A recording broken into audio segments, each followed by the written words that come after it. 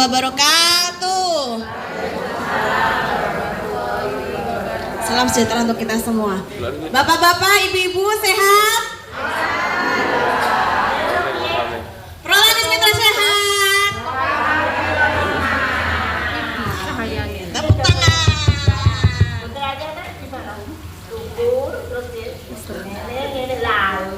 Itu apa, Bu?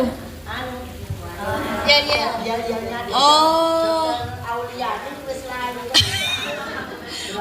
Mbak Pin, hafal nggak? Dokter Aulia kan ya. Yel.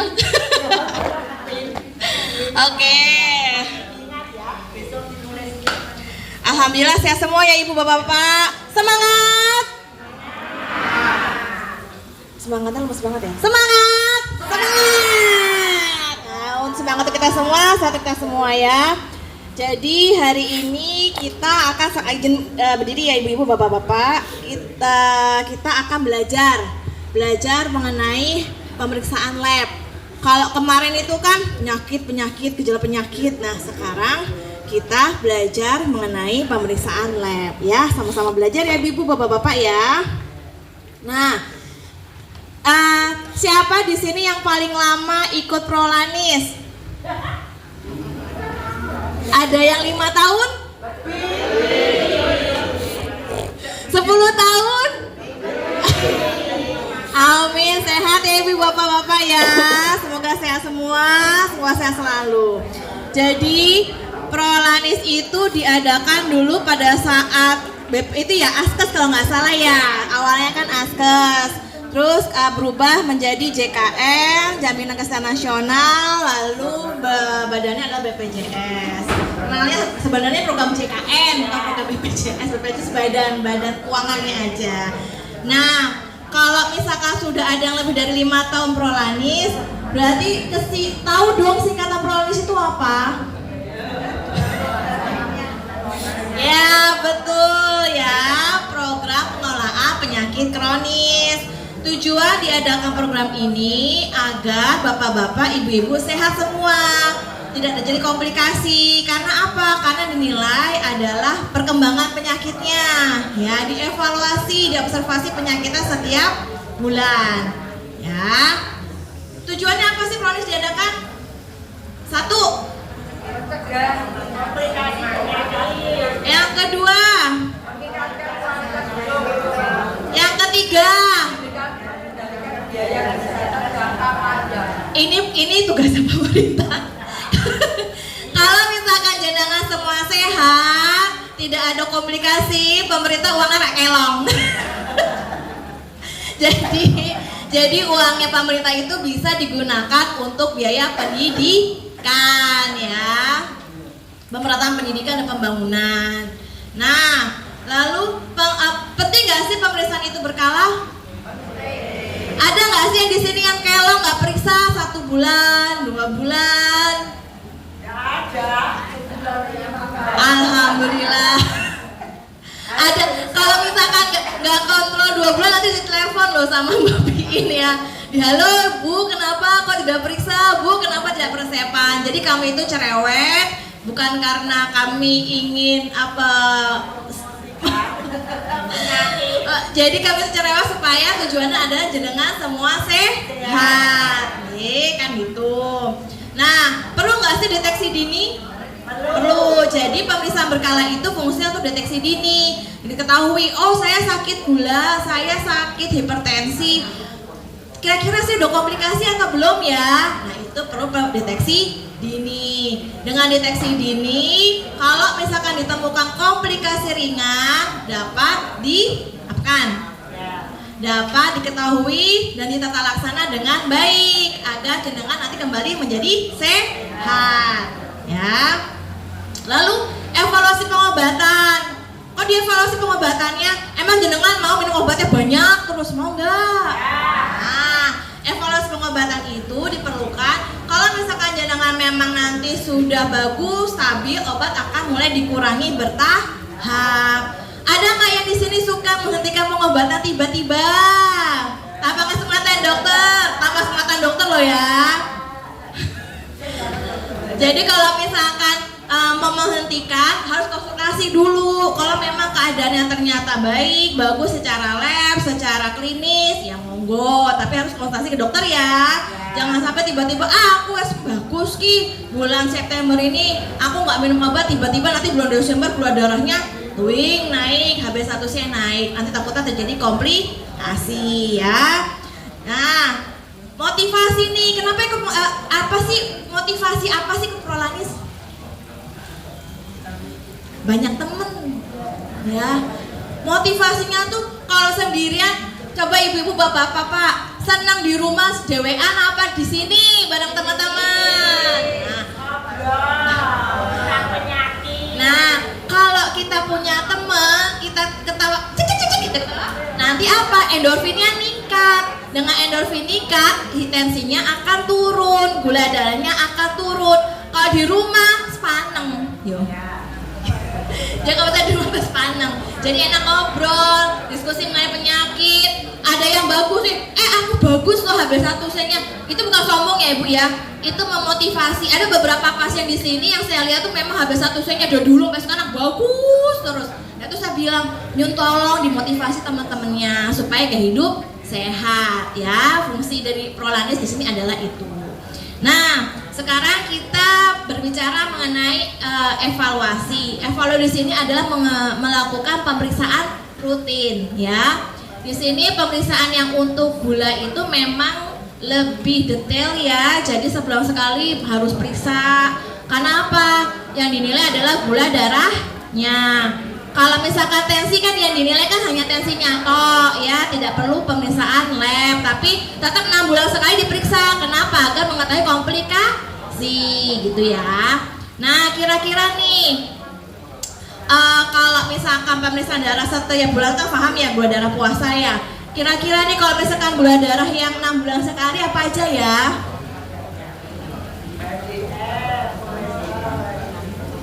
Jadi apa? Yang pertama yang sakit gula, HbA1c, gula darah puasa, kolesterol lengkap dari yang jahat sampai yang tidak jahat atau yang baik, fungsi ginjal. Ya, untuk mengetahui kira-kira saya dengan pengobatan ini ginjal saya bermasalah apa enggak ya? Kira-kira saya dengan pengobatan seperti ini, kira-kira saya sehat tidak ya? Sudah terjadi komplikasi atau tidak apa enggak? Jadi tujuan pemeriksaan berkala tuh itu. Jadi dimohon bapak-bapak, ibu-ibu jangan malas ke lab ya. Oke. Jadi untuk saya jelaskan satu-satu ya. Untuk pemeriksaan diabetes. Nah, untuk pemeriksaan diabetes itu ada gula darah puasa. Gula darah puasa itu apa sih beda sama HB1C?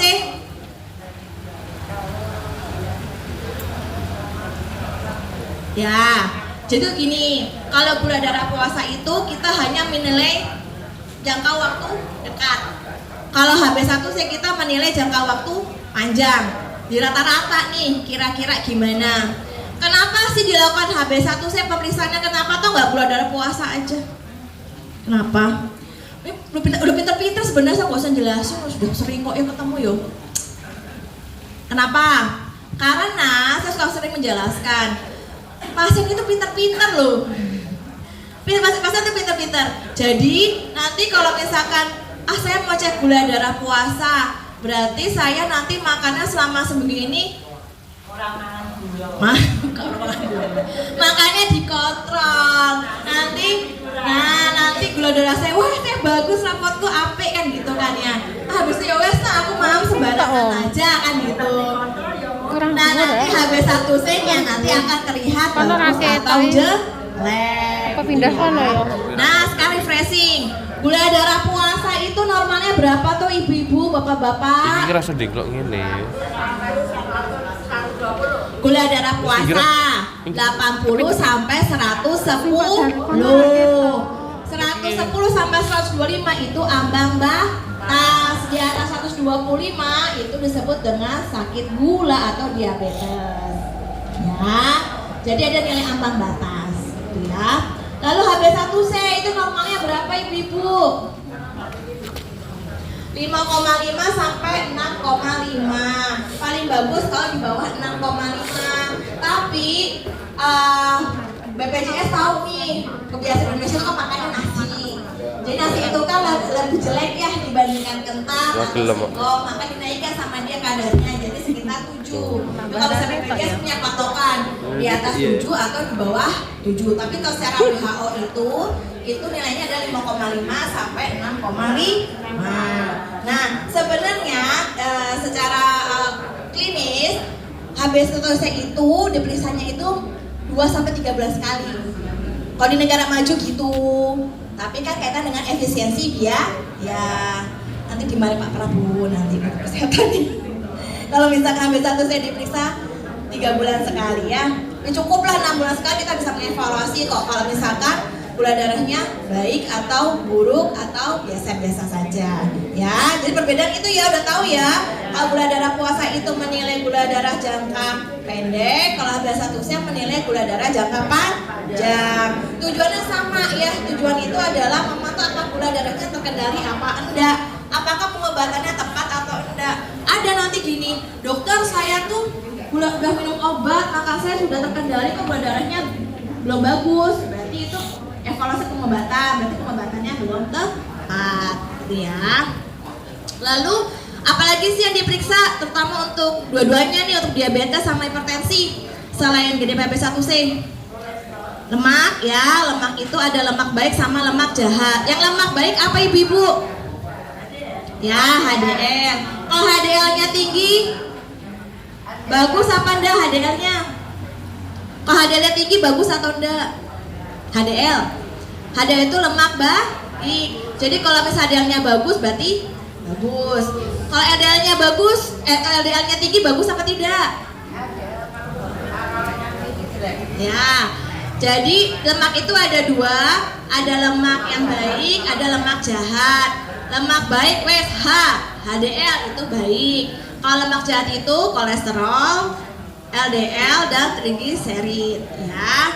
Jadi kalau misalkan itu tinggi berarti sudah ada kriteria penyumbatan pada pembuluh darah jenengan. Atau kalau misalkan saya berbicaranya seperti selangnya itu agak-agak mampet ya. Kenapa? Karena diisi oleh molekul dari lemak yang jahat. Lalu apalagi selain kolesterol yang dinilai? Bapak-bapak, kira-kira apalagi sih selain kolesterol yang dinilai pada saat pemeriksaan 6 bulan? Kreatinin nanti itu dia itu berbarengan sama apa nilainya? Ada 3 pemeriksaan, ureum dan albumin. Nah itu untuk mengetahui fungsi ginjal. Perbedaannya apa toh dok 3 itu? Kalau gini, bayangkan ginjal itu saringan santan. Itu ya, persen kalau misalnya saringan santan ya, itu ginjal tuh saringan tubuh kita. Kalau dia tuh bentuknya saringan modelnya. Kalau misalkan dia itu fungsinya keganggu, kan ada ya kalau misalnya kita nyaring kelapa, ada beberapa butir-butiran yang masih belum gitu ya, yang masih yang nggak nyangkut di saringan tapi masih ada di air saringan. Nah itu biasanya kerjanya udah keganggu, tapi fungsinya belum keganggu. Kalau di lab itu kaitan dengan apa? Albumin ya. Dokter, kok saya albumin saya kok tinggi? Saya gagal ginjal? Enggak ya. Albumin itu menandakan, oh hati-hati nih, kerja ginjalku bebannya lagi berat gitu. Jadi kalau misalkan albuminnya tinggi, gula darahku bagus nih, ternyata HbA1c-nya tinggi. Nah, atau kolesterolnya tinggi. Nah, itu biasanya albuminnya akan meningkat karena kerja keras tuh ginjalnya kan gitu.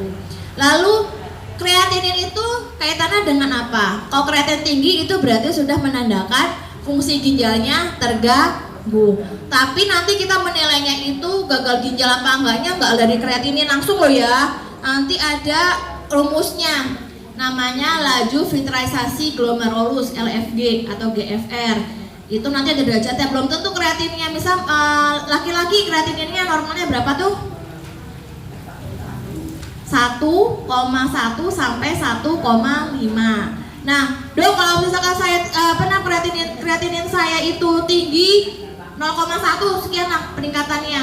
Kira-kira saya gagal ginjal ya enggak? Ya nanti kita hitung ya. Nah, bisa nggak nggak sih albumina kreatininnya tadinya bulan Oktober ini tinggi misal, ternyata bulan Februarinya kan dipersalin bulan Maret atau bulan April lah misalkan normal ini misalkan, bisa dong? Bisa gitu. Itu tergantung apa? Tergantung dari kadar lemak jahat sama dari kadar gula darah atau hipertensinya jenengan ya. Jadi kalau misalkan nanti udah misalnya ketemu nih, kok albuminku tinggi, nggak usah stres ya, bisa berubah, bisa kaitan dengan apa? Ya tensinya dikontrol, jangan lebih dari 140/80. Gula darah puasanya jangan lebih dari 125. Mentok-mentok 125, usahakan di bawah 110. HB1C-nya mentok-mentok 7, usahakan di bawah 6,5. Nanti kalau misalkan dia turun tensinya normal, gula darah normal, kolesterolnya semuanya bagus semua, turun sendiri. Karena apa? Kerja ginjalnya dia membaik. Jadi kalau misalkan ginjalnya sudah mengalami kerusakan ringan nih misalkan, lecet sedikit gitu ya, bisa balik normal, bisa. Ya, yang nggak bisa balik normal tuh kalau misalkan sudah rusak organ otak. Otak kalau misalkan sudah rusak ya sudah. Paru-paru itu juga sama. Yang dia bisa kembali normal, bagus lagi itu organ pencernaan sama organ ginjal. Jadi nggak usah khawatir. Berarti introspeksi diri, oh berarti makanku iki piye, berarti aku minum obatnya piye. Jadi evaluasi diri sendiri, nggak usah stres. Kalau stres makin tinggi masalahnya, tensinya makin tinggi, gula darahnya makin tinggi. Jadi misalnya ketemu tinggi, oh berarti aku rak bener ki maamku piye yo, terus minum obatku piye yo. Nah gitu, evaluasi diri sendiri. Paham ya? Ya, nggak boleh stres ya. Nggak bisa, dok albumin ini nggak apa-apa. Ya nanti bisa kalau turun sendiri kalau misalkan bagus semua hasilnya di bulan berikutnya. Ya, jadi sih sebenarnya tuh kalau misalkan mau bagus apa sih yang dilakukan?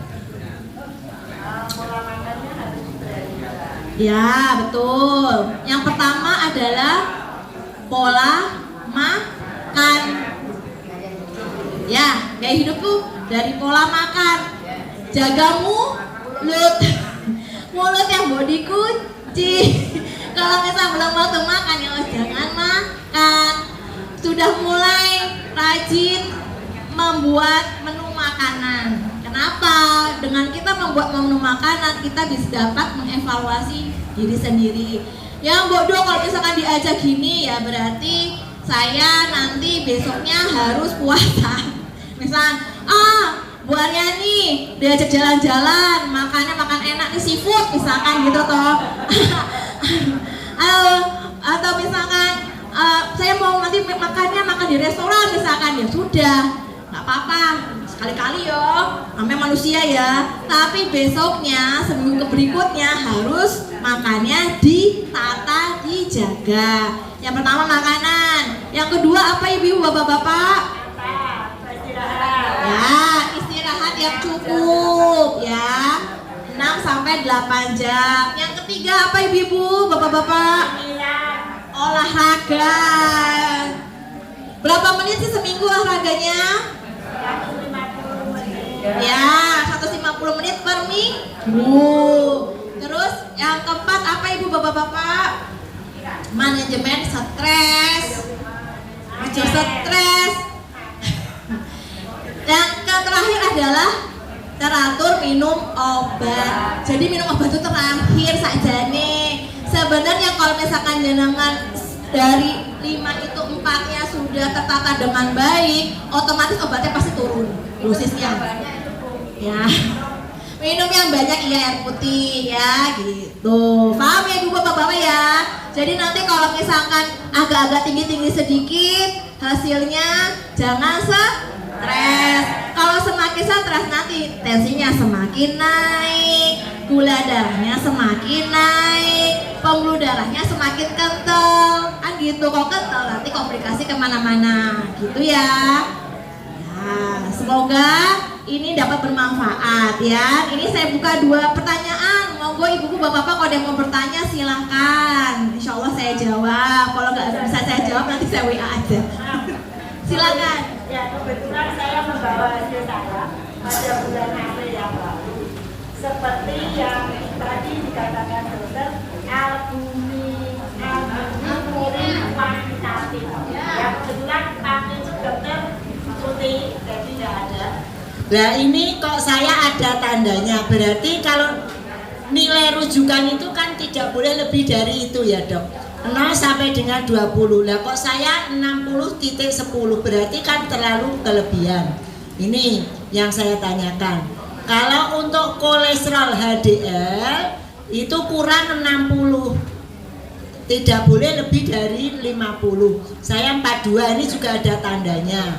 Terus HbA1 itu 7. Tadi kan kalau 7 itu sudah batas maksimal ya dok, fair control, tidak harus penyiso kudu 5,5. Lah yang saya tanyakan dok, insya Allah nanti bulan Oktober itu saya kan mau tes, kira-kira diet saya apa, mungkin itu. Makasih. Biar hasilnya bagus ya Bu ya. Kalau bagusnya anyam nganen nggih. Ya, sekarang kita prinsip dasar ya Bu ya, Bapak-bapak. Oke, gaya hidup saya sudah sehat semua. Sekarang kaitan sama diet makanan ya. Jadi kita fokus ke diet makanan. Kalau sakit gula itu apa sih yang masalahnya ada di mana toh? Di metabolisme apa? Jadi kalau misalkan yang guru-guru pasti paham ya. Kita di dalam tubuh kita ada molekul, ada tiga yang untuk membangun tubuh kita, yaitu 1 karbohidrat, 2 protein, 3 adalah lemak. Ya, kalau misalkan sakit gula itu dia itu yang bermasalah tuh di metabolisme apa? Karbohidrat, protein apa lemak? Karbohidrat, karbo. Jadi kalau misalkan dok aku mau bagus ya karbonya dikurangi, ditata gitu kan. Dok nggak makan karbohidrat sama sekali ya lemes Bu, pingsan. Orang Indonesia makannya nasi ya, tapi dikurangi.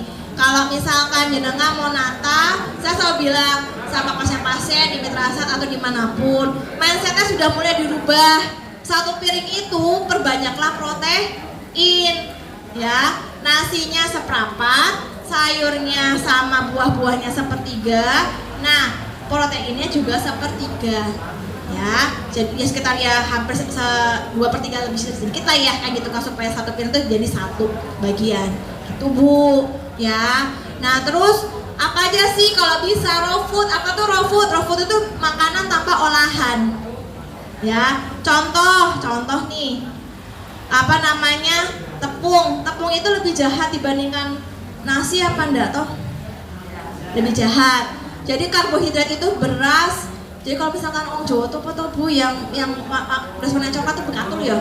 Bekatul itu lebih bagus dibandingkan nasi ya. Beras dipoles lagi, ada beras polesan ya. Beras dipoles lagi, karbonya naik lagi.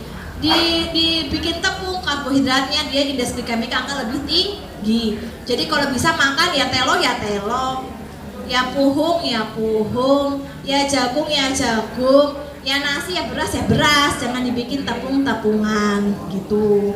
Ya kalau misalnya udah berbentuk tepung-tepungan ya itu pasti indeks glikemiknya tinggi. Ya kayak roti-roti gandum kayak gitu ya tuh indeks glikemiknya tinggi. Nah terus kita harus memilih nih Ibu nih karbohidrat. Oke, berarti kita harus mengurangi karbohidrat. Kira-kira karbohidrat apa sih indeks glikemiknya tinggi? Kira-kira karbohidrat apa aja sih indeks glikemiknya rendah? Nah kita harus memilih nih. Yang lebih bagus adalah milih yang rendah. Agar apa? Kita makan banyak tapi nggak tinggi banget langsung naik gitu. Yang rendah tuh apa sih makanannya? Kentang sama jagung Bu. Kentang sama jagung. Nah kalau misalkan coba ke dokter dalam, Bu nanti makannya kentang ya segini kan gitu. Karena memang indeks glikemiknya rendah. Jadi kalau misalkan jenengan makan banyak itu insya Allah nggak apa-apa. Tapi kalau makan nasi kebanyakan pasti naik gitu. Jadi dipilah-pilah porsinya, jenisnya, waktu makannya ya. Kenapa? Waktu makan yang tepat itu karbohidrat itu di waktu apa sih? Pagi dan siang hari. Kenapa tuh nggak boleh makan karbohidrat terlalu baik di malam hari? Karena metabolisme tubuh usia di atas 50 tahun itu sudah mulai melambat. Yang terjadi malam hari itu waktunya istirahat. Kalau kita makan malam hari, yang ada karbohidratnya tidak terbuang, diendep, jadinya tinggi. Ya, seperti itu. Sudah Bu? Ada pertanyaan lagi? Silakan. Saya mau bertanya perbedaan antara triglycerid dan LDL itu yang pertama. Itu yang kedua, saya kan minum obat rutin jantung. Dan itu sampai saat ini saya masih satu.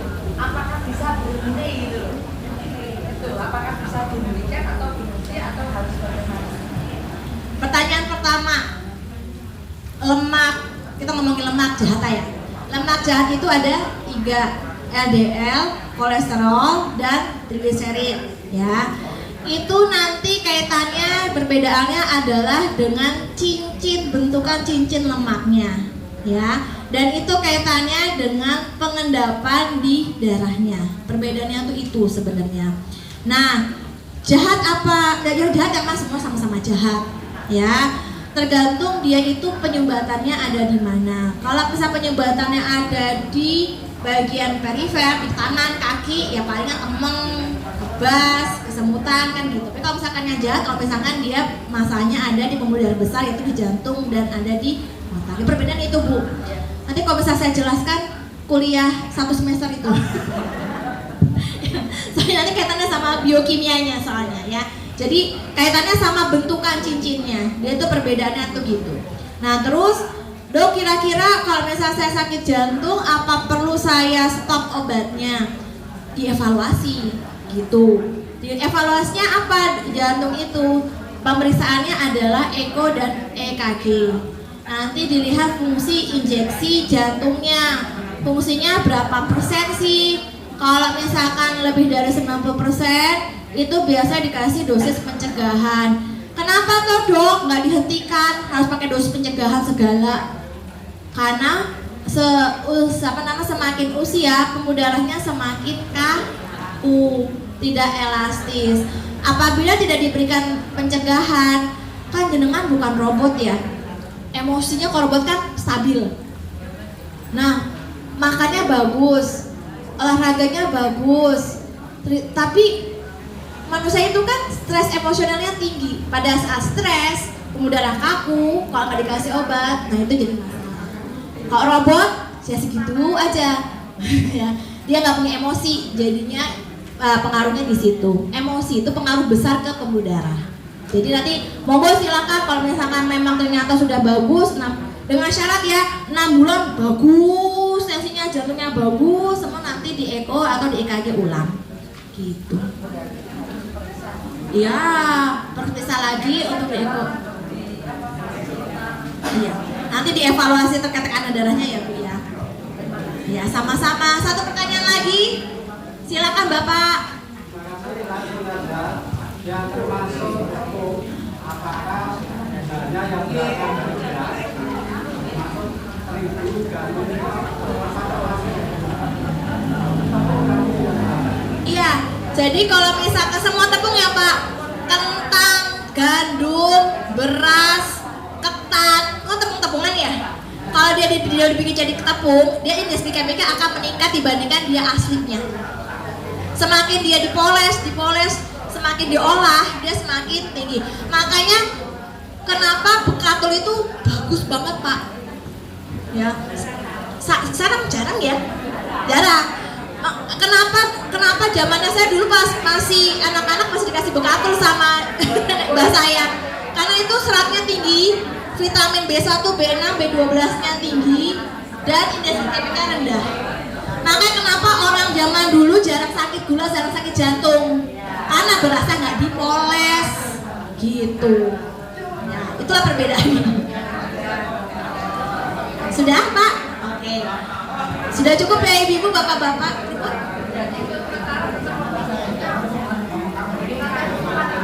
Ya.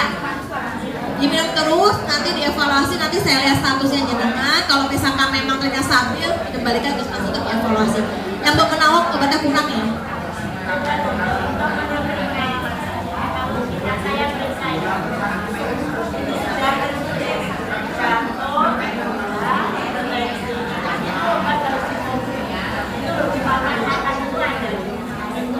Iya. Karena banyak yang gini Bu, pasien merasa enak, tidak terkendali, akhirnya nggak diminum obatnya gitu. Ya betul. Kalau saya biasanya gini, pasti ada dosis pencegahan Bu. Jadi nggak mungkin kalau misalkan nanti sudah bagus, pembuluh darahnya bagus, gula darahnya bagus, nah tiba-tiba dihentikan, nah itu dia kaitan sama emosi itu loh. Emosi dapat mengakibatkan pengenalan darah. Oke, cukup demikian ya ibu-ibu ya.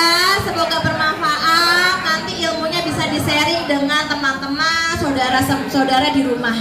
Ya.